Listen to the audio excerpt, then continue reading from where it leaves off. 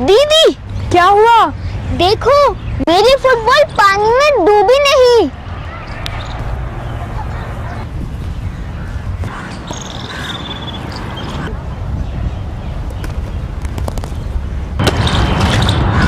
दीदी, पत्थर तो पानी में डूब गया, लेकिन मेरी फुटबॉल तो पानी में डूबी नहीं।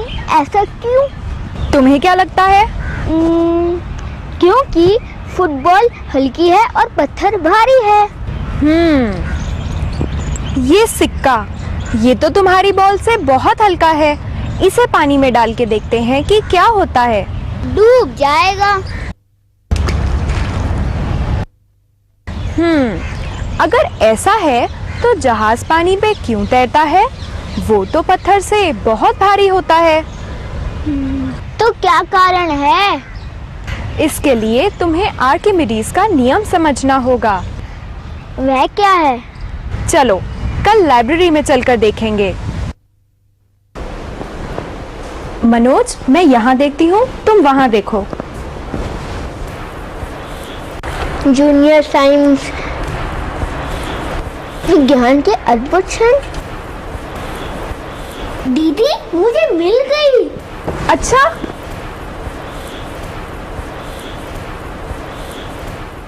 आज से लगभग 2,25,000 साल पहले की बात है। ग्रीस देश में आर्किमिडीज नाम के एक महान वैज्ञानिक रहते थे। ग्रीस के सम्राट हेरो आर्किमिडीज को बहुत मानते थे। एक बार ग्रीस के सम्राट ने एक सुनार को एक मुकुट बनाने के लिए कुछ सोना दिया।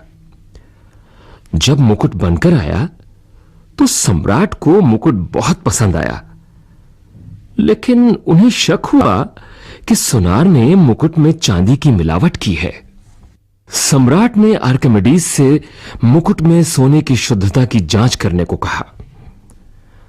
उस जमाने में आजकल जैसी आधुनिक तकनीकें नहीं थीं, इसलिए आर्किमिडीज उलझन में पड़ गए। आर्किमिडीज ने सम्राट से एक वैसा ही सोने का टुकड़ा मांगा जैसा सम्राट ने सुनार को मुकुट बनाने के लिए दिया था। आर्किमिडीज ने तोला तो पाया कि मुकुट का द्रव्यमान और सोने के टुकड़े का द्रव्यमान बराबर है। आर्किमिडीज सोचने लगे, यदि मुकुट शुद्ध सोने का बना है तो मुकुट और सोने के टुकड़े का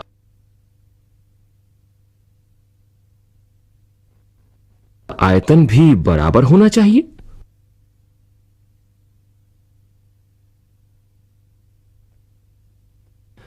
अब आर्किमिडीज की समस्या यह थी कि सोने के टुकड़े और मुकुट के आयतन कैसे मापे जाएं। इसी उधेड़-बुन में एक दिन आर्किमिडीज नहाने जा रहे थे। जैसे ही वो पानी से लबालब भरे टब में घुसे, पानी टब से बाहर छलका और बस आर्किमिडीज को अपनी समस्या का समाधान मिल गया। वो इतने खुश हुए कि यूरेका यूरेका चिल्लाते हुए सड़क पर भागने लगे।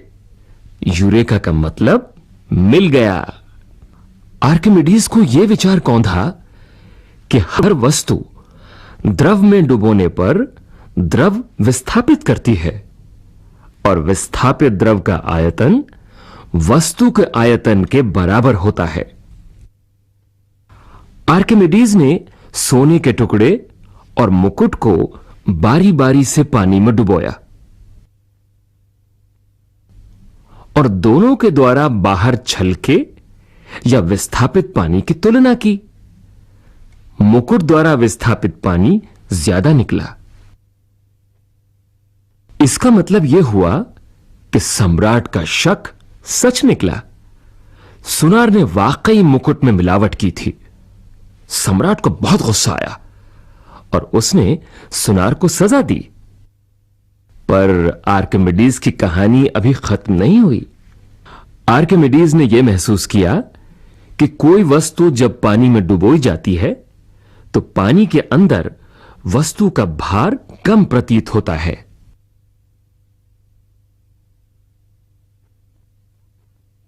दीदी, क्या पानी के अंदर वस्तु वाकई में हल्की लगती है? शायद। चलो करके देखते हैं। वो पत्थर उठाओ और इसे पानी में डालो।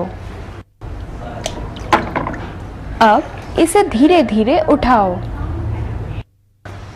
सच में दीदी, पानी के अंदर वस्तु वाकई में हल्की लगती है। बाहर निकाला तो ये भारी लगा। पर दीदी, ऐसा क्यों? ऐसा इसलिए क्योंकि पानी पत्थर पे ऊपर की तरफ एक बल लगा रहा है, जिसकी वजह से पत्थर पानी के अंदर हल्का और पानी के बाहर भारी लगता है।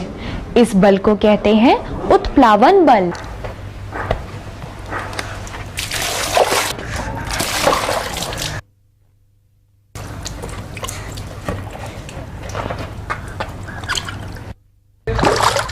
अच्छा, तो ऐसा होता है उत्प्लावन बल। पर दीदी, ये उत्प्लावन बल होता कितना है? शायद यही सवाल आर्किमिडीज के मन में भी आया होगा और उन्होंने इस सवाल का जवाब खोजा, जिसे हम कहते हैं आर्किमिडीज का नियम। आर्किमिडीज का नियम? चलो मैं तुम्हें समझाने की कोशिश करती हूँ। कुछ प्रयोग करके देखते हैं। क्या तुम्हें पता है ये क्या है? हाँ, स्प्रिंग बैलेंस। अब मैंने ये पत्थर इस स्प्रिंग बैलेंस में लटकाया। अब बताओ इसका भार क्या है? 80 ग्राम के तुल्य भार।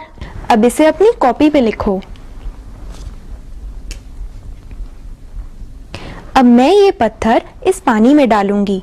देखो इससे क्या होता है।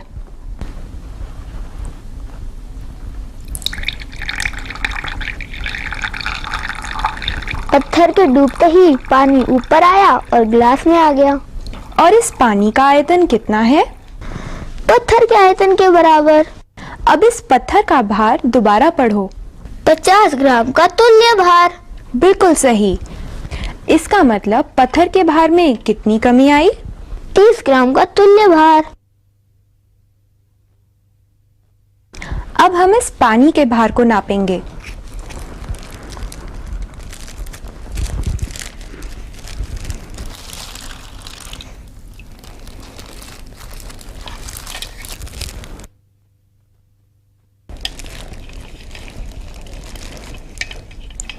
अब इस पानी का भार कितना है? 30 ग्राम का तुल्य भार। दीदी, ये तो उतना ही है जितना पत्थर के भार में पानी में डुबोने पर कमी आई थी। बिल्कुल, और यही तो आर्किमिडीज का नियम है।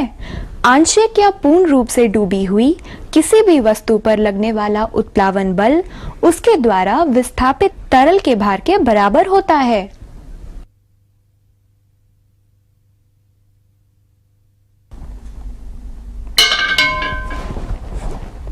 अरे, ये क्या कर रहे हो?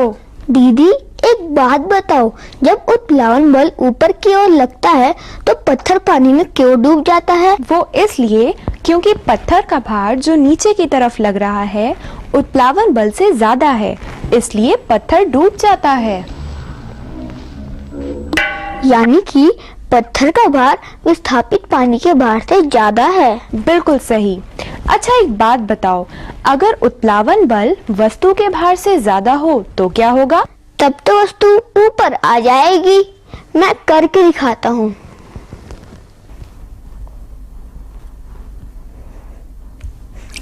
जैसे जैसे गेंद का कुछ भाग पानी के ऊपर आता है, उस पर लगने वाला उत्प्लावन बल भी कम होता है। एक स्थिति ऐसी आती है जब गेंद का भार और उस पर लगने वाला उत्प्लावन बल बराबर हो जाते हैं।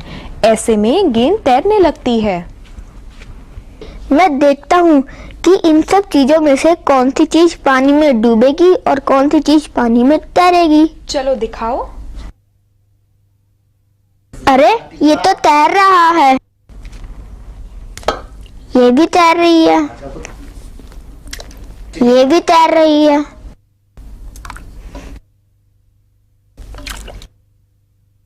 ये डूब गई।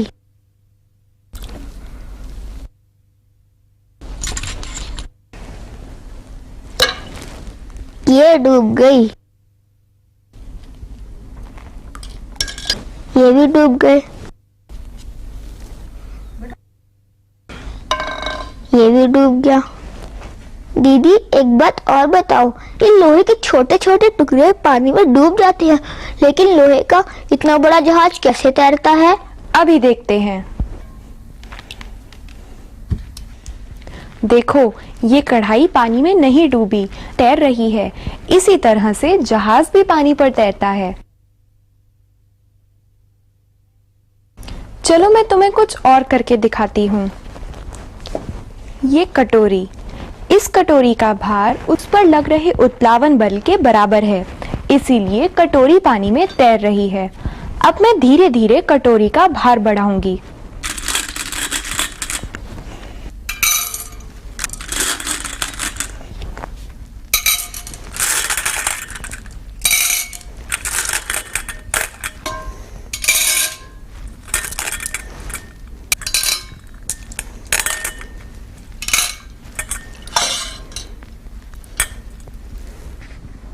एक स्थिति ऐसी आती है जब कटोरी का भार उस पर लग रहे उत्प्लावन बल से ज्यादा हो जाता है और ऐसे में कटोरी डूब जाती है। आर्किमिडीज का नियम सभी तरल पदार्थों के लिए लागू है। ऐसा मत समझना कि ये सिर्फ पानी के लिए होता है। सभी द्रव और गैस तरल होते हैं। द्रव जैसे दूध, डीजल, पेट्रोल। हाँ, और वायु जैसी गैसों के लिए भी। तो क्या गैस के गुब्बारों का उड़ने का कारण भी यही है?